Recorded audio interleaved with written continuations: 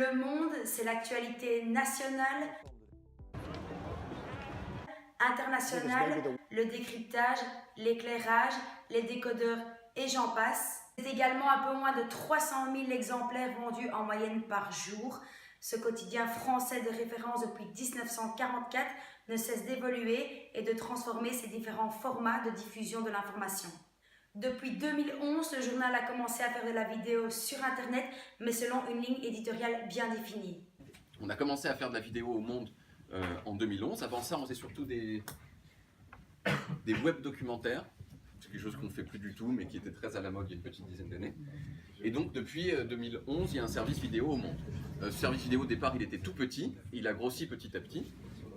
Et depuis un petit moment, maintenant, il y a 14 personnes, ce qui est quand même un service assez gros. Et depuis un peu plus d'un an, on a décidé d'axer toute notre production de vidéos sur un axe éditorial qui est « on explique des choses ». Qu'est-il reproché à Vincent Bolloré? Vincent Bolloré, c'est l'un des plus riches hommes d'affaires français. Il est actif dans l'industrie et les transports, mais aussi dans les médias. Canal+, c'est lui, CNews, c'est lui aussi. Il est derrière Autolib, les voitures en libre service dans Paris, et le yacht prêté à Nicolas Sarkozy après son élection en 2007, c'était le sien. Et on peut expliquer des choses qui sont liées à l'actualité, alors des choses qui ne sont absolument pas liées à l'actualité, comme par exemple pourquoi est-ce qu'on a l'impression de mieux chanter sous la douche. Despacito, quiero respirar tu cuello despacito. Vous l'avez sans doute remarqué, lorsque l'on chante sous la douche, on a l'impression que l'on chante beaucoup mieux que lorsque l'on chante ailleurs. Sauf qu'en fait...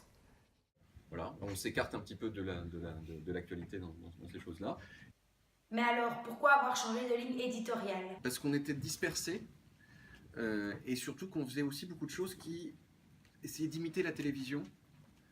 Or, c'est pas une bonne idée d'essayer d'imiter la télévision quand on a un 12e du budget de la télévision, parce qu'on sera toujours moins bien.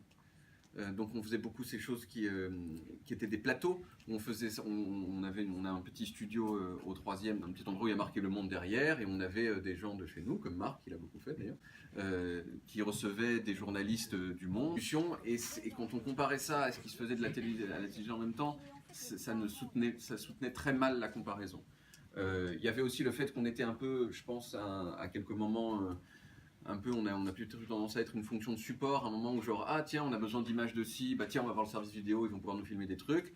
Et en fait, comme la vidéo est un petit peu montée en puissance partout sur Internet, je pense qu'il y avait une volonté de la part de la direction du Monde qu'on ait une vraie identité, une vraie ligne. Mais alors, d'où vient ce concept de vidéo explicative qui traite de l'actualité? On s'est inspiré non seulement des youtubeurs, mais aussi d'un site américain qui s'appelle Vox, et qui est un petit peu, si on est honnête, on aimerait bien leur ressembler, disons.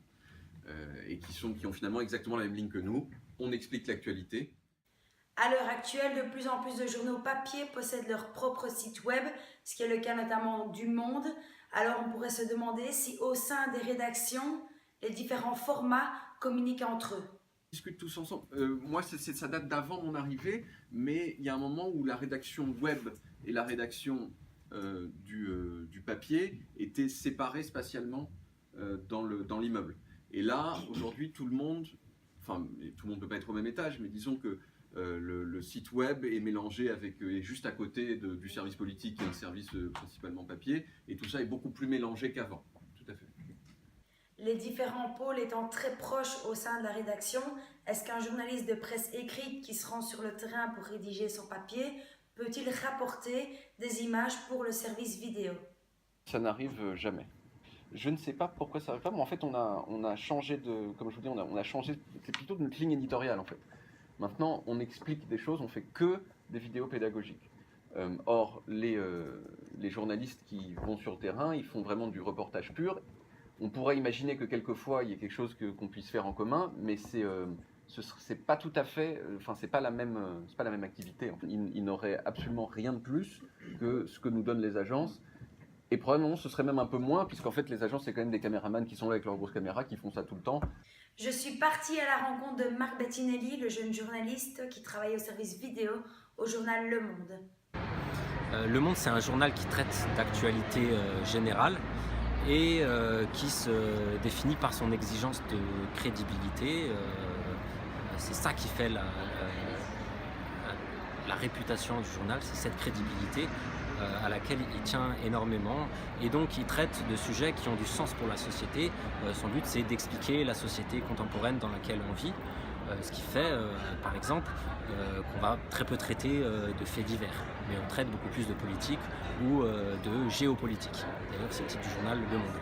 En vidéo, nous, ce qu'on fait, c'est qu'on cherche à expliquer l'actualité et donc à être pédagogique. Ça veut dire qu'on va utiliser principalement deux formats. D'abord, on va traiter l'actualité chaude très simplement en répercutant les images qui nous arrivent, notamment par les agences de presse, les images donc, qui ont du sens, qui permettent d'illustrer cette actualité. Et ensuite, en travaillant nos sujets de manière pédagogique, donc comme je disais, en trouvant des questionnements auxquels répondre, et donc des questionnements parfois contre-intuitifs sur lesquels on peut apporter des démonstrations. On fait des sujets qui ont du sens pour éclairer l'actualité, sur laquelle on peut prendre du recul. Par exemple, on a pu faire récemment un long portrait de Viktor Orban, où moi, mon dernier sujet, c'était à l'occasion des 20 ans de la signature du traité de paix en Irlande du Nord. J'ai fait une vidéo qui était particulièrement longue, puisqu'elle faisait 9 minutes, sur une explication de ce qu'on a appelé les troubles, donc la guerre civile en Irlande du Nord, qui impliquait plusieurs communautés en Irlande du Nord et le Royaume-Uni. Et donc on se permet d'expliquer de manière assez longue des thèmes qui sont éclairants pour l'actualité. Donc quand je dis de l'actualité, là c'était les commémorations de la signature, ça peut être une élection. Un des autres sujets aussi que j'ai fait, c'était en rapport avec les grèves qui en ce moment en France, et donc la réforme sur le statut des cheminots. On compare beaucoup ces grèves avec un autre mouvement de grève qui a eu lieu en 1995, et donc nous on peut se permettre de prendre le temps et de réexpliquer ce qui s'est passé par exemple en 95, ce que font assez peu par exemple les chaînes de télé, parce qu'ils sont beaucoup plus pris dans cette actualité chaude, et donc ils doivent alimenter en continu avec un flux. Nous on peut prendre le temps, prendre une pause, s'arrêter sur un angle qui peut être assez percutant dans l'actualité, ou en tout cas qui peut l'éclairer de manière assez forte, et donc réexpliquer ces choses-là. Pas au long cours, mais donc en prenant le temps de s'arrêter sur ces thèmes-là. Vous l'aurez donc compris, c'est la pédagogie qui prime au cœur de ces vidéos explicatives au journal Le Monde. Ces vidéos qui traitent pour la plupart du temps de l'actualité chaude, mais également de l'actualité froide.